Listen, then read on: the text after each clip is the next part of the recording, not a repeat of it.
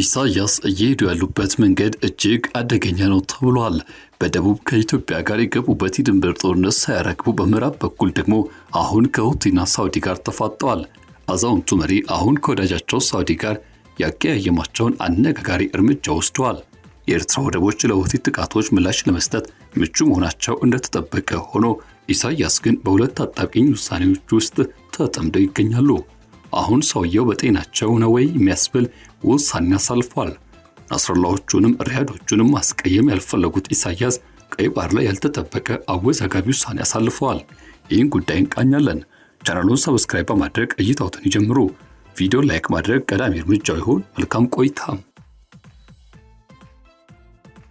በቀይ ባህር ምዕራባዊ ዳርቻ የተያዘው የፖለቲካ አቋም እጅግ ከፍተኛ ውዝግብ አስከትሏል። የሳዑዲ አረቢያ አልጋ ወራሽ ልዑል መሐመድ ቢን ሰልማን አዳዲስ የመከላከያ ስምምነቶችን እያጸደቁና የመን ሁቲ ንቅናቄ ለመጋፈጥ ግዙፍ ኃይል እያደራጁ ባሉበት በአሁኑ ወቅት ላይ የኤርትራው ፕሬዝዳንት ኢሳያስ አፈወርቂ ቀጠናው ከሚገኝበት ከፍተኛ ስትራቴጂካዊ ሁኔታ አንጻር የተለየ አነጋጋሪና ጠንካራ አቋም ይዘዋል። ከፍተኛ አደጋና ስጋት ያንዣበበበት ስልታዊ ቁማር ኤርትራ ከየመን ተቃራኒ ያላትን ጂኦግራፊያዊ ብልጫ ከኢትዮጵያ ኤርትራ ድንበር ውጥረቶች ጋር የሚያቆራኛት ከባድ አካሄድን እየተከተሉ ነው። በእነዚህ አካባቢዎች ደግሞ የባህር በር በመጠቀም መብትና የሚሊተሪ አስተላለፍ ጥያቄዎች የአፍሪካ ቀንድ ደህንነት ምህዳር በአዲስ መልክ መልሰው የመቅረጽ ዕድላቸው ከፍተኛ ስጋት ደቅኗል። ቀይ ባህር ከዓለም አቀፍ ንግድ እንቅስቃሴዎች አጠቃላይ መጠን ውስጥም እጅግ ከፍተኛ የሆነውን ድርሻ ይዞ የሚያስተላልፈው ወሳኝ የባህር መስመር ነው። የሁቲ አማጽያን በንግድ መርከቦችና በሳዑዲ አረቢያ የመሰረተ ልማት አውታሮች ላይ የሚያካሂዷቸው ጥቃቶች መርከቦቹ መስመራቸውን እንዲቀይሩ፣ የኢንሹራንስ ወጪዎች እንዲንሩና የኃይል አቅርቦት ፍሰቶች እንዲስተጓጎል አድርጓል። ሳዑዲ አረቢያ ለዚህ አጣዳፊ ሁኔታ በተከታታይ አዳዲስ መልስ የሰጠች ሲሆን ይህም ከቱርክና ከፓኪስታን ጋር በመሆን የተፈረመውን የመካ የጋራ መከላከያ ስምምነት እውን አድርጓል። ይህ ስምምነት ሰነድም ከሶስት ሀገራት አንዱ ላይ የሚፈጸም ማንኛውም የታጠቀ ጥቃት በሶስቱ ሀገራት ላይ እንደተፈጸመ ጥቃት ተደርጎ ይቆጠራል። የጋራ ምላሽም እንዲሰጥበት ያደርጋል።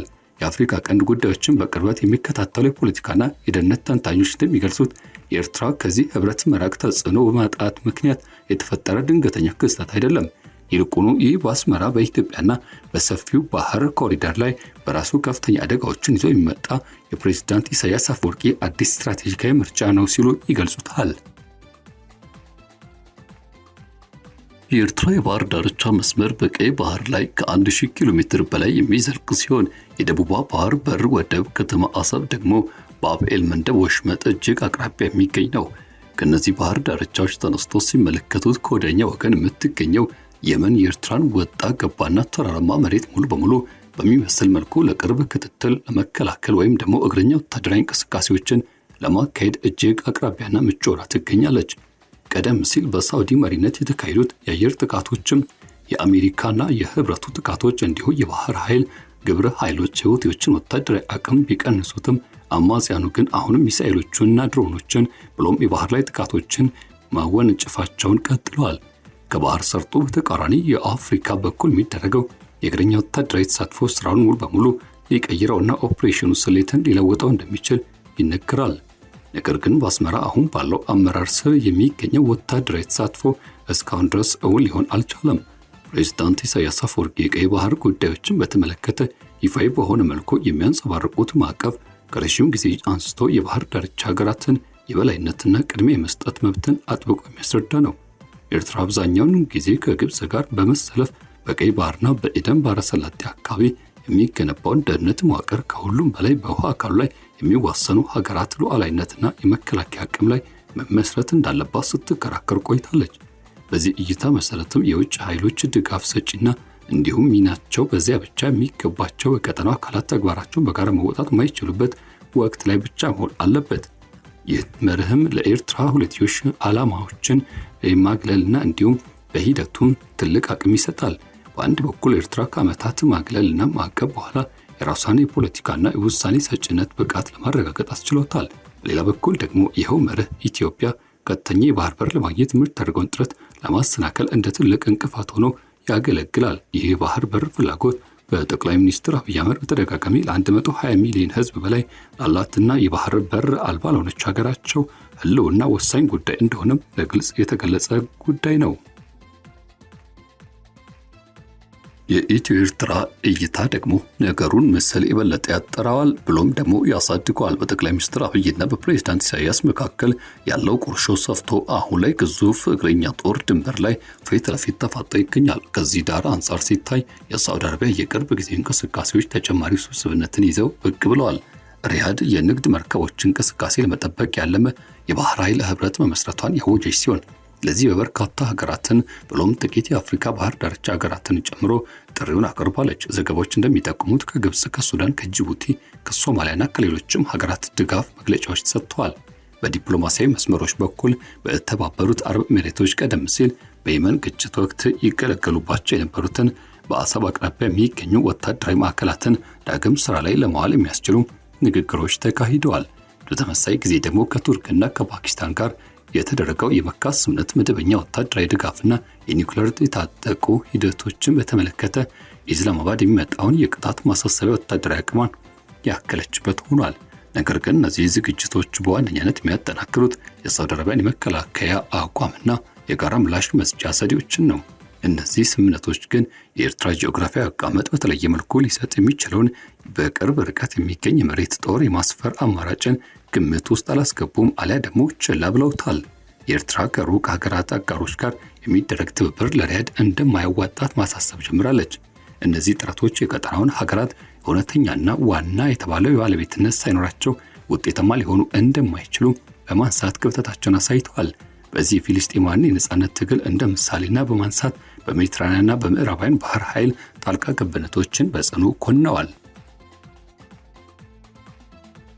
ኤርትራ ቀደም ባሉት ዓመታት ለተባበሩት አረብ ኤሚሬቶች የተወሰነ ወታደራዊ መሰረተ ልማት ፈቅዳ የነበረ ቢሆንም በሳውዲ አረቢያ መሪነት በሁቲዎች ላይ በተቋቋመው ጥምር ወታደራዊ ህብረት ውስጥ ግን በጥልቅ ከመሳተፍ ተቆጥባለች። እንዲያም ሆኖ በኤርትራ የባህር ክልል አቅራቢያ በተከሰቱት የተወሰኑ የሁቲዎች ወታደራዊ እንቅስቃሴና ጥቃቶች ማጠቃለያ ላይ ከአስመራ ወገን የታየው ምላሽ ዝምታ ነበረ። ከወደ አስመራ እይታ አንጻር ሲገመገም የሁቲዎች ይህ አይነቱ ንቅናቄ እጅግ ግዙፍና በቴክኖሎጂ የጎለበቱ ሀያላትን የረዥም ጊዜ ጫና ተቋቁሞ የመቆም ብቃቱ መደበኛ ያልሆኑ ወይም ያልተመጣጠኑ የውጊያ ስትራቴጂዎች ምን ያህል ፍሬያማ እንደሆኑ ማረጋገጫ ተደርጎ ይወሰዳል። ይህ መልከታ ደግሞ ኤርትራ ከረዥም ጊዜ ታሪካዊ የትጥቅ ትግል ጋር ሙሉ በሙሉ የሚጣጣም ሆኖ ይቀመጣል። ያም ሆኖ ግን ይህ አቋም እንዲሁም ደግሞ የዳር ተመልካችነት ስትራቴጂካዊ ሂደትን አጥብቆ መያዝ በብዙ አቅጣጫዎች ከፍተኛ አደጋዎችን ብሎም ስጋቶችን ያመጣ ነው።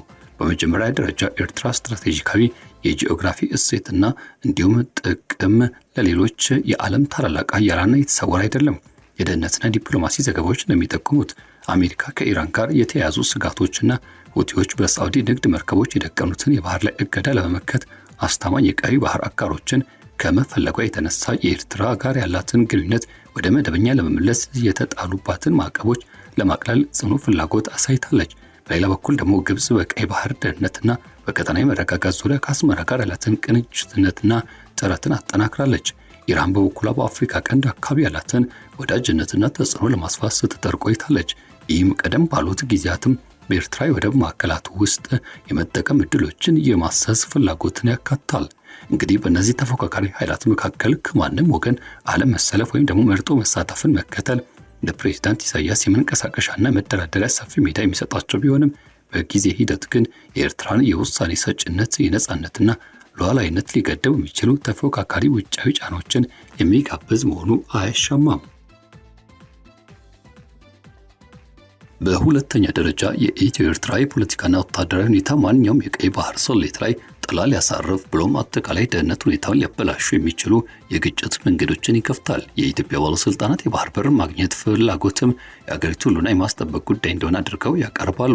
ከኤርትራ በኩል የሚሰጡ ማስጠንቀቂያ ምላሾች ደግሞ ነገሮች ተደራርበው የውክልና ጦርነት እንቅስቃሴዎች ወይም ደግሞ የድንበር ላይ ግጭቶች የማንሰራራት እድልን ይፈጥራል ባይ ናቸው። ስጋታቸውን ቢገልጹ ብዙዎች ተነሱ።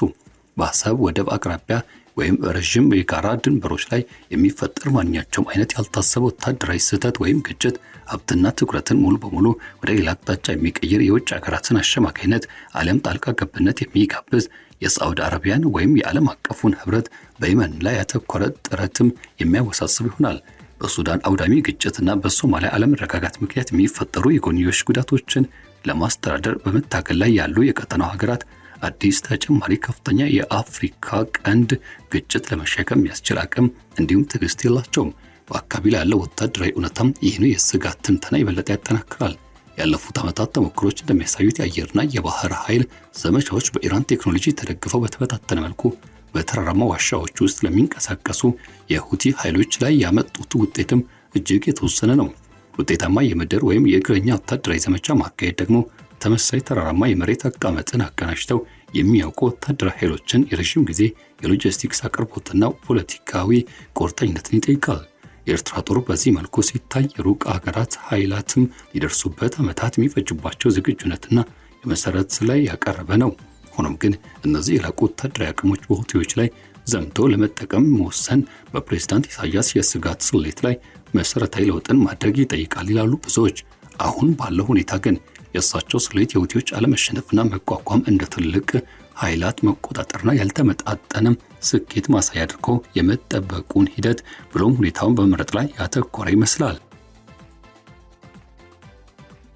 በዚህ ምክንያትም ሳውዲ አረቢያና ግብጽ ከአስመራ ጋር ያላቸውን ዲፕሎማሲያዊ ግንኙነትና ውይይት አሁን ቀጥለውበታል። ይህ ማዕቀብ እገዳዎችን ማቅለልና በወታደራዊ መሰረተ ልማት ማዕከላት ትብብር ማድረግን ያካተተ ነው።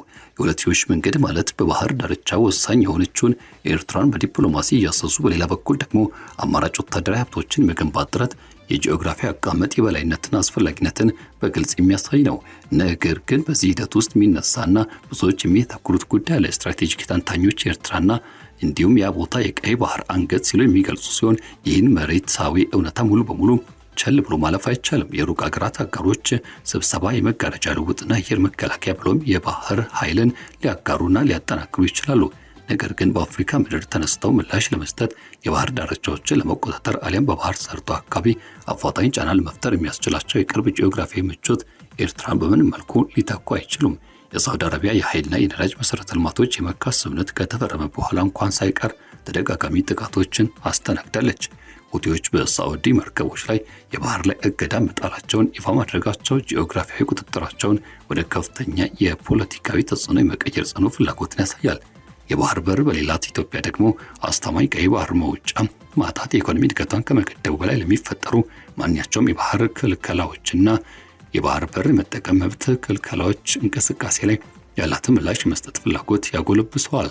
ለኤርትራ ደግሞ ከቀጠናው መገለል ወይም መርጦ መሳተፍ የመንግስቷን ደህንነት የሚያስጠብቅ ቢሆንም የኢኮኖሚ አማራጮቿን የሚያጠብና ሀገሪቱን ለታላላቅ ኃይላት ተለዋዋጭ ፍላጎቶች የሚያጋልጥ ሆኖ መቀጠሉ አይቀሬ ነው። ወደፊት የሚኖሩት ሁኔታዎች ሲታዩ የመጀመሪያው መንገድ ኤርትራ በባህር ዳርቻ ሀገራት መስፈርት ስር በሳዑዲ መሪነት የሚንቀሳቀሱ ባህር ጥቃቶችና መዋቅሮች ውስጥ ደረጃ በደረጃ የመቀላቀል ዕድል ነው። ይህም ደግሞ በአሰብ አቅራቢያ የሚገኙ የመሰረተ ልማቶችን በወሰን ደረጃ ማጋራትን ሊጨምር ይችላል። ነገር ግን በሁቲዎች ላይ ከሚደረጉ ቀጥተኛ የጦርነት ውጊያዎች ርቀቷን እንደጠበቀች ይሆናል። ሁለተኛው አቅጣጫ ደግሞ አሁን ባለው ዓለም መግባባትና መፋጠጥ ቀጥሎ ከኢትዮጵያ የባህር በር ለማግኘት ዲፕሎማሲያዊና ከዚህም ሲሻገር አስገዳጅ እርምጃዎችን በመጠቀም የድንበር ላይ ውጥረቶችን የመጨመር ዕድሉ ከፍተኛ የሚሆንበት መንገድ አለ። ሶስተኛው አማራጭ ደግሞ ከውጭ የሚመጡ ጫናዎች ወይም የአስመራ የውስጥ ፖለቲካዊ ሁኔታዎችን በስትራቴጂካ ላይ አዲስ ማስተካከያ እንዲደረግ የሚያስገድዱበት ሁኔታ ይፈጠራል።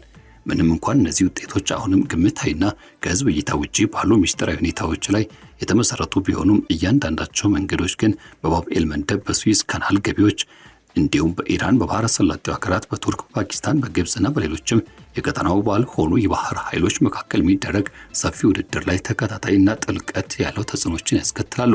የመካ ስምምነት መጀመሪያ ፈተናዎች የተገለጡ ባሉበትና የሁቲዎች ጥቃት በተጠናከረበት በአሁኑ ወቅትም በቀይ ባህር ላይ አንዣቦ የሚገኘው ጥያቄ ከሩቅ ሀገራት የሚመጡ ህብረቶች አግዶ የመጠበቅ አቅም ይኖራቸዋል ወይም ደግሞ ይህ ሂደት እንዴት ይዘልቃል የሚለው ብቻ አይደለም።